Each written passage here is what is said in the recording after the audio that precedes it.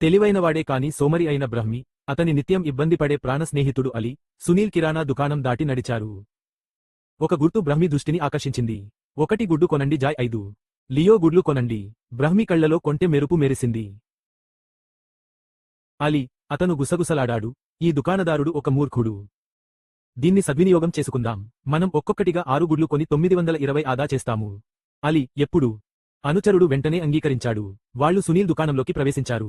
1 గుడ్డు, తర్వాత మరొకటి, మరియు 5దో గుడ్డు దగ్గర మరొకటి.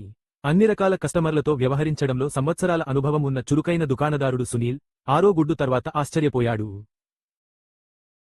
అతను చేతులు ముడుచుకున్నాడు. అతని పెదవులపై తెలిసే చిరునవ్వు ఆడుతోంది. జెంటిల్మెన్, అతను అన్నాడు. తన గొంతు ప్రశాంతంగా ఉంది కాని దృఢంగా ఉంది. ఈ విచారణ యొక్క అసలు ఉద్దేశ్యం ఏమిటి?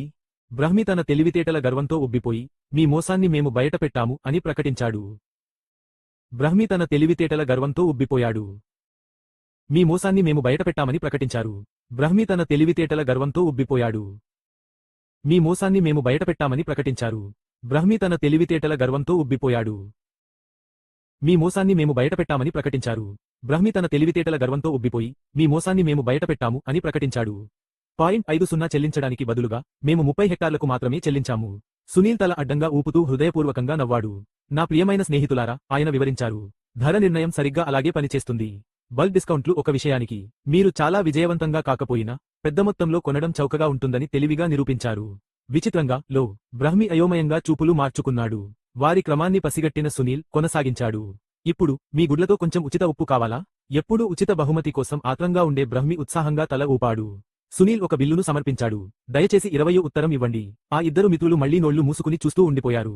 6 ప్యాక్లో గుడ్లు కొనుగోలు చేస్తేనే ఉచిత ఉప్పు చేర్చబడుతుందని సునీల్ స్పష్టం చేశారు. మీరు కోరుకుంటే, పెద్ద మొత్తంలో కొనుగోలు చేయండి. మీరు వాటిని విడివిడిగా కొనుగోలు చేసినందున, ఉప్పుకు ప్రత్యేక ఛార్జీ ఉంటుంది. ఆ అవగాహన వారిని టన్నుల కొద్దీ ఇటుకల గుబురుగా తాకింది. వారు తమను తాము మించిపోయారు మరియు సిగ్గుచేటుగా డబ్బు చెల్లించి వెళ్లిపోయారు. నేర్చుకున్న పాఠం.